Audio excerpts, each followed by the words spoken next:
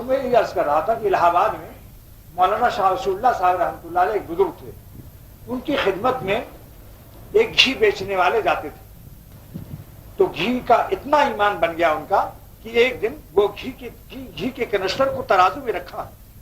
اذان کی آواز آئی اللہ اکبر، بس رکھ دیا، گاہک سے کہا کہ اب بعد نماز گھی بیچوں گا، اگر آپ کو منظور نہ ہو دوسری دکان سے خرید لیں آپ، کیونکہ آپ کے پاس ہو سکتا ہے وقت نہ ہو، میں اللہ کے بلانے پر،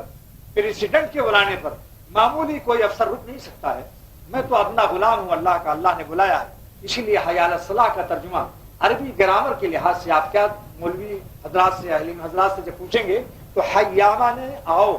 یہ اسم فعل ہے، یعنی تعال آ جاؤ، نماز کے لیے آ جاؤ، لیکن یہ فقیر محمد اختر اس کا عاشقانہ ایک ترجمہ کرتا ہے، علماء کو وزد آ گیا الحمدللہ جہاں بھی یہ ترجمہ بیان کیا کہ حی علی الصلاۃ کے معنی یہ ہے آؤ نماز پر، تو لغت کا ترجمہ ہے، اللہ کی محبت اور عاشقانہ ترجمہ اس کا یہ ہے کہ مؤذن اعلان کر رہا ہے کہ اے اللہ کے غلاموں جلدی سے وضو کر کے تیار ہو جاؤ، مالک اپنے غلاموں کو یاد فرما رہے ہیں۔ دوستو اگر اپنی بندگی اور غلامی میں شبہ ہے تو بے شک تم چاہے نماز پڑھو یا نہ پڑھو، لیکن اگر یقین ہے کہ میں خدا کا بندہ ہوں، اپنی بندگی میں شبہ نہیں۔ جج اکبر الہ آبادی سے ایک شخص نے کہا کہ مجھے تو خدا کے بارے میں شبہ ہے کہ خدا ہے یا نہیں، کوئی میرا خدا بھی ہے یا نہیں؟ فرمایا اکبر الہ آبادی جج نے کہ جناب آپ کو کبھی اپنا بندہ ہونے میں بھی شبہ ہوا ہے؟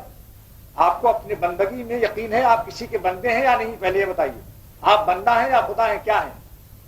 بندہ ہونے میں آپ کو کبھی وسوسہ آتا ہے؟ کہنے لگے صاحب بندہ ہونے میں تو وسوسہ نہیں آتا، بندہ تو یقیناً، کیونکہ جب بندہ ہو تو تمہارا کوئی خدا ضرور ہے۔ ایسا جواب دیا، حالانکہ وہ ایم ایس سی اور کیا کیا تھے، مگر اکبر الہ آبادی تہجد گزار تھے، وہ تو مذاقیہ شعر کہہ دیتے تھے، مگر وہ کوئی پھکڑے آدمی نہیں تھے،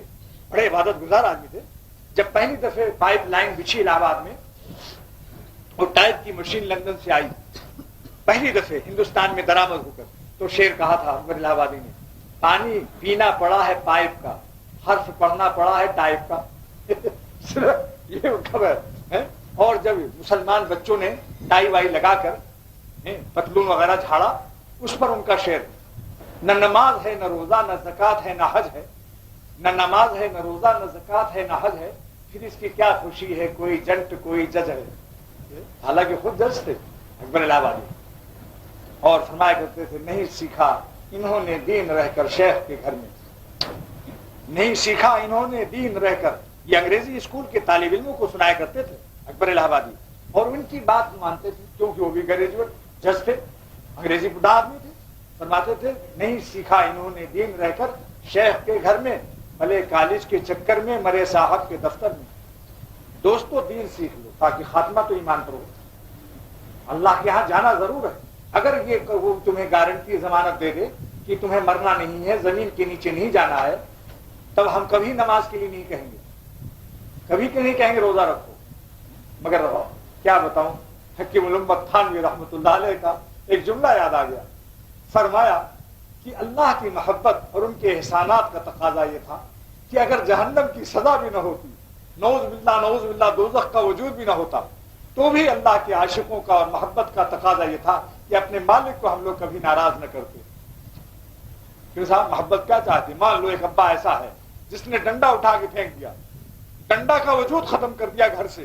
جتنے ڈنڈے تھے نکال کے باہر پھینک دیا، لیکن شریف بیٹا لائق بیٹا تو یہی کہے گا کہ ابا کے ڈنڈا سے ان کو مانا تو کیا مانا، ابا نے بچپن میں پالا ہے، میں ان کو کبھی ناراض نہیں کروں گا۔ لائق شریف بندہ وہ ہے جو خدا تعالیٰ کے اگر عذاب نہ بھی رکھتے تو بھی ان کی محبت کا، ان کے پرورش کا حق یہ تھا، ان کے آسمانوں کا حق یہ تھا، ان کے زمینوں کا حق یہ تھا، ان کی سورج کی روشنی کا حق یہ تھا، ان کے سمندروں کا حق یہ تھا، ان کے ستاروں کا حق یہ تھا، ان کی آکسیجن پیدا کی ہوئی جو مفت میں سانس لے رہے ہیں اس کا کوئی بل نہیں آتا، اس کا حق یہ تھا کہ ہم نماز کے پابند ہوتے اور ان کو خوش کرتے اور راضی رکھتے۔